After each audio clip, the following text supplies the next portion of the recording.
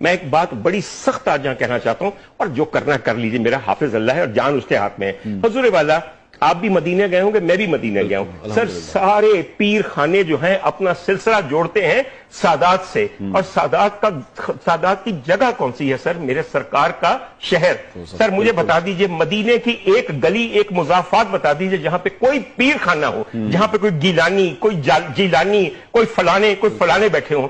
یہ بدبخت اس غریب خطے میں آ کر ہمارے مذہبی استحصال کو استعمال کرتے ہوئے ارب پتی بن گئے، زمیندار بن گئے، اس کے علاوہ روحانی پیشوا بن گئے، درگاہوں کے مالک بن گئے، مجاور بن گئے، اور مجاور بننے کے بعد پھر یہ ہمارے حکمران بن گئے۔ ایک میں آپ کو ایک اور بات بتاؤں، بہت سے لوگ نہیں جانتے، یہ سارے پیر خانے ان کو ہوا کس نے دی تھی؟ انگریز سرکار نے۔ یہ آپ ان کے مرید ہیں نا ان پیروں کے، تو ان پیروں کا پیر کون تھا؟ انگریز۔ اس کو یہ پتا تھا کہ اگر ہم نے تسلط اور حکومت کرنی ہے اس غریب ملک کے اوپر اور یہاں کے ہر ریسورس کو نچوڑنا ہے، تو ان مذہبی ٹھیکیداروں اور ان پیروں کو ہوا دو۔ یہ ہمارے چمچے ہیں، ان کے ذریعے ہم اس قوم کا خون چوستے رہیں گے، اور آج تک آپ یہی کر رہے ہیں۔ آپ کی کوئی اسمبلی ایسی ہے کہ جس کے اندر پیر خانوں کے مجاور آ کے آپ کے وزراء نہ بن جائے؟ سر یہ 22ویں صدی ہے پاکستان میں، شہر سندھ میں، جہاں پہ نہ صرف بھٹو زندہ ہے بلکہ دندناتا ہوا پھر رہا ہے، اور یہ حال ہے صوبے کا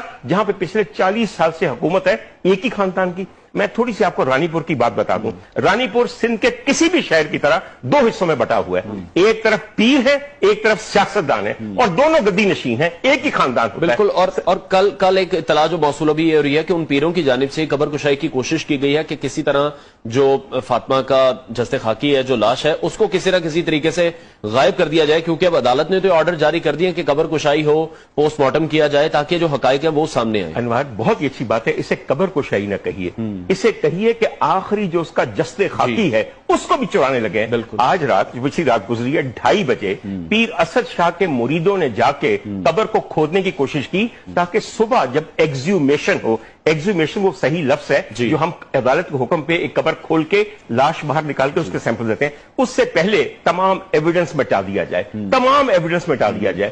بات صرف یہ ہے کہ اس وقت فوکس ہے وہاں پہ۔ میری تھوڑی سی بات کو مکمل کرنے دیجیے۔ حضور والا پورا سندھ لے لیجیے، پورا سندھ لے لیجیے، اس میں صرف دو چیزیں ہیں، وڈیرا شاہی، میر شاہی، سکھا شاہی اور سائیں شاہی، اور کچھ نہیں ہے۔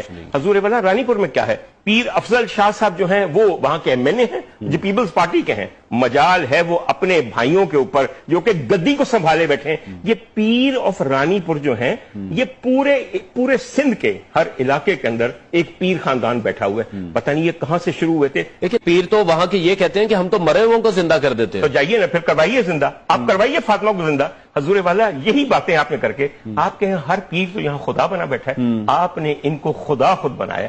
آج ہم بات کرتے ہیں توحید کی کہ شرک نہ کرنا، سر پیری مریدی سے بڑا شرک ہے ہی کوئی نہیں۔ سر مجال ہے آپ کے مذہبی پروگرام ہوتے ہیں، پورا مہینہ بیٹھ کے تم یہاں پہ رمضان ٹرانسمیشن کرتے ہو، ہے ہمت کبھی یہ کہہ سکو کہ یہ پیر خانے عین اسلام کے خلاف ہیں، یہ شرک خانے ہیں، یہ گمراہ